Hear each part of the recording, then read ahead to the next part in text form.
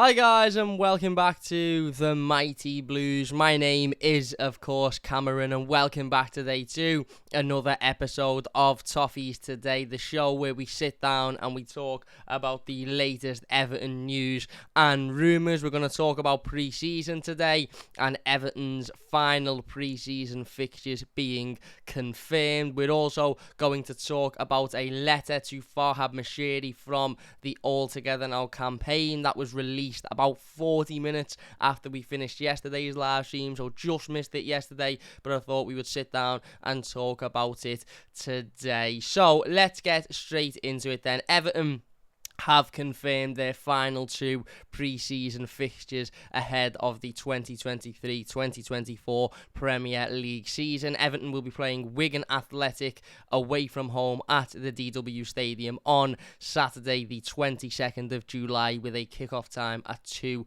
p.m. Everton will also face Sporting at Goodison Park on Saturday the 5th of August. That is the week before the Premier League season starts, and that will be a 3 p.m. kickoff. So Wigan Athletic, again, another side that are in and around the lower leagues, local team.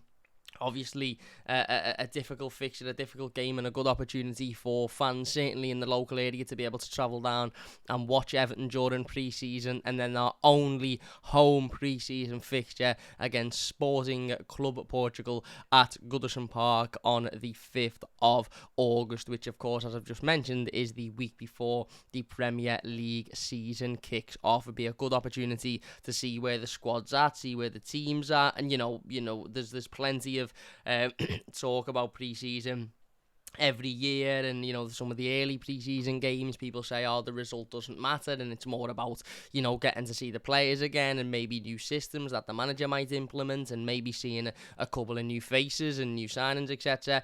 And that certainly is the case for pre-season. But that game against Sporting, with it being a week before the Premier League season starts, with it being at Goodison Park, it will be a good indication as to where Everton are going into the next season. Of course, ultimately, it is still a pre-season game, so the result won't be the end of the world, but it's a good opportunity for us to see Everton at Goodison, and see where the club is at, see where players are at, see where the managers are going into the new Premier League season. And that is Everton's pre-season sorted, so we'll read out all of the fixtures. Everton are due to play Stade Lyonnais on the 14th of July. That is a Friday kick-off, 5 p.m. GMT, 6 p.m. local time, of course, over in Switzerland. Everton will then play Wigan Athletic on the 22nd of July, which is the following Saturday, 2 p.m. kickoff at the DW Stadium. Everton will also play Tranmere Rovers on the 22nd of July, 2 p.m. kickoff. Now, when the news about the Wigan game was first released this morning, I remember sitting there thinking, have Everton seriously just announced that they'll be playing two games of football, both to be kicked off at the exact same time, on the exact same day?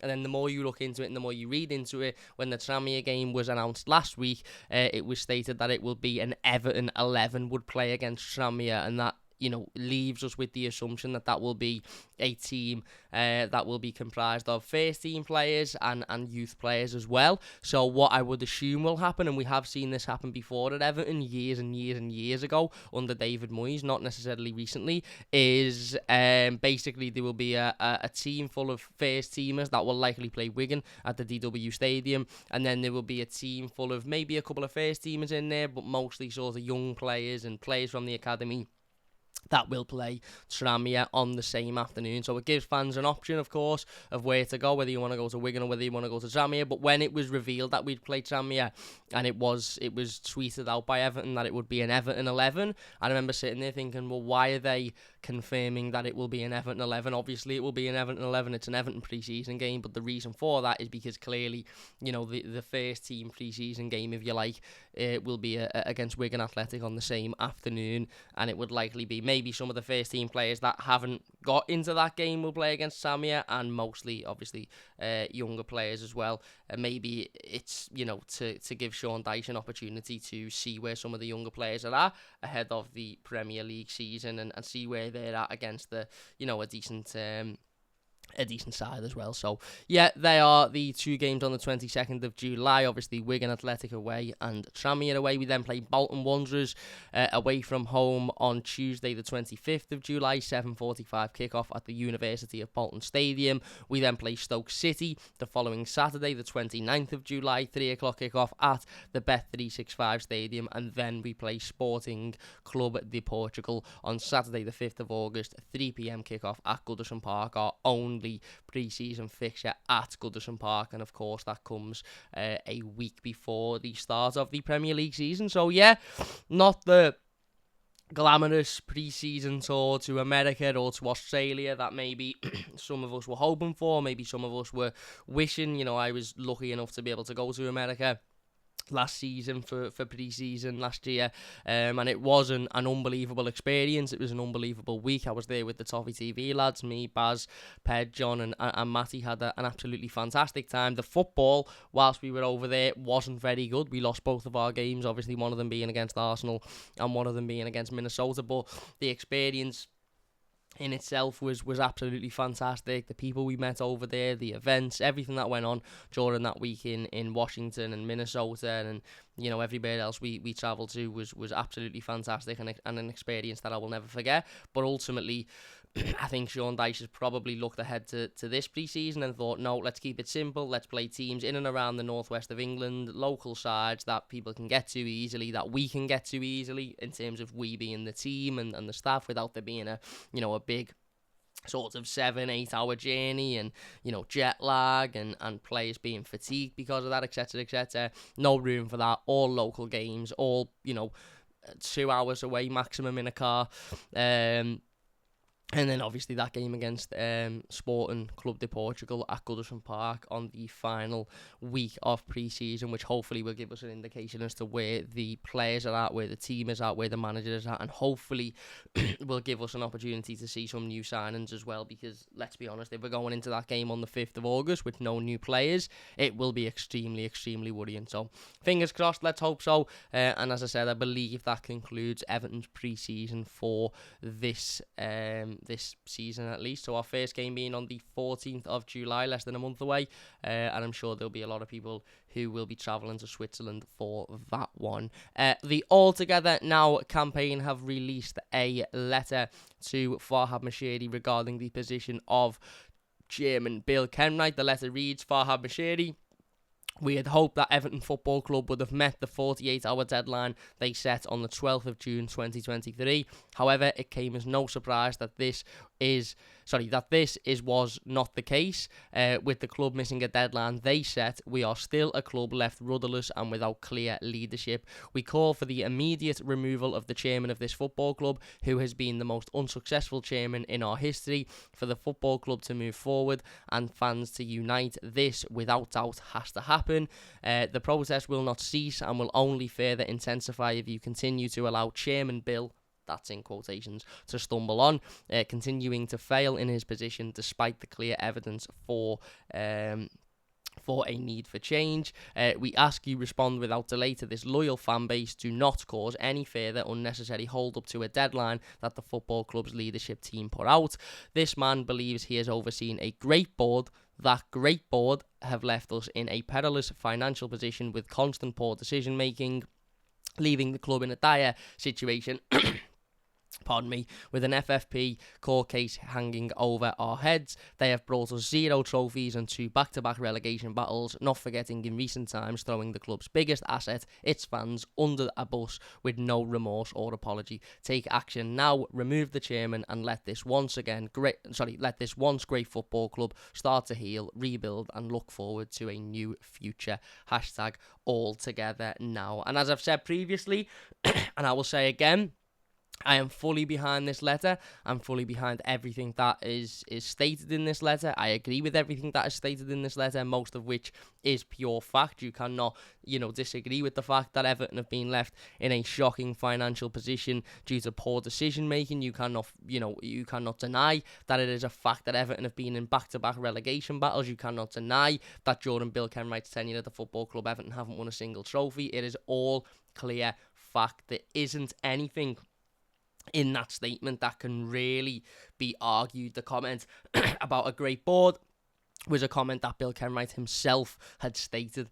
Not us, not the fans, not anybody else. Bill Kenwright himself stated that he had overseen a great board, and clearly, as mentioned in the letter, that great board has failed, not only, recently, but failed over the last sort of 5-6 years to ultimately see Everton a success. And as I said, I've said before, and I will say it again, I'm fully behind the All Together Now campaign. I'm fully behind this letter. I'm fully behind, everything that they've put out so far. And, I said it in one of our videos the other day, it would be absolutely horrendous at this point for Farhad Moshiri to keep Bill Kenwright in his role. There's a lot of things in the media at the moment surrounding this, a lot of, rumours about Bill Kenwright wanting to step down but being persuaded not to, Bill Kenwright, wanting to leave the football club, but Farhad Moshiri wanting to keep him on. And, we spoke the other day about the reasons for that, and why that may be. It could be because Bill Kenwright genuinely is just wanted the football club by Farhad Moshiri. It may be because Farhad Moshiri wants Bill there, to act as some form of continuity in the the talks with the new investors. It could be because he wants Bill there for the transfer window, because Bill's got a lot of contacts and has done a lot of business for Everton in transfer windows previously. I don't know. I don't know the reason as to why Bill Kenwright is still at the football club, but clearly the owner has a reason to keep him there. But as I said the other day, and I will say again, off the back of this letter, as I said, I fully, completely agree with everything in this letter, but the reality of the situation is, if Bill Kenwright is allowed to remain, and if Bill Kenwright does remain at the football club, this will arguably do more damage now than what it would have done had the other board members had not left, because it's almost an acknowledgement that whilst the others were not good enough at their job, there's a belief that Bill Kenwright is, and it's so clearly obvious that Bill Kenwright isn't. So, yeah, as I said, I fully back that letter. I agree with everything that is said in it, and hopefully we have an update from the football club about this situation in the coming days, weeks.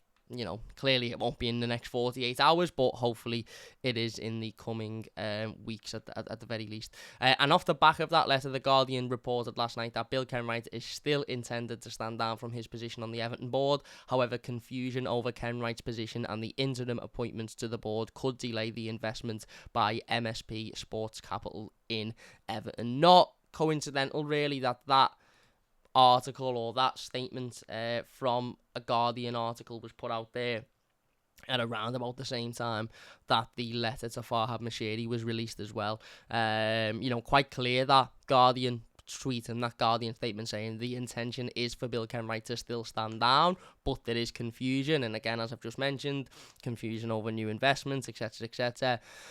The reality is, the owner has made the decision to remove the rest of the board, and that was the correct decision, because the rest of the board clearly weren't operating at the highest level and operating at the level we needed them to. The decision to remove Bill Kenwright now has to be made, and whatever the delay is, I don't know why that is. I would have liked some communication from the club on why that is. Come and tell us why Bill Kenwright is still in the job. Is it because the owner wants him there and is having talks with him? Is it because there's a continuity period? Is it legal reasons in terms of documents need signing off, etc., etc.? Why is the chairman still here? What is the reason? Don't just leave us in the dark. Come and communicate with us. Tell us why. You told us that you would give us an update in 48 hours, and we haven't had that update. So what's going on? Because at the moment, we're all just in the dark. Nobody knows what's going on. And I think there's an assumption from a lot of Evertonians that Bill isn't going to actually go anywhere, and this is all just a smokescreen. So, yeah, hopefully that isn't the case, because that would be an absolute disaster. But anyway, that's going to do it for today's video. If you have enjoyed this one, please do leave a like. Let us know your thoughts on the pre-season fixtures that Everton have announced. Let us know your thoughts on the Bill Kenwright situation as well. If you have enjoyed this one, please do leave a like. It does only take a second. If you're new, don't forget to subscribe. We will be back in the coming days with another video, so look out for that one. Big thank you all for watching, and we'll see you later.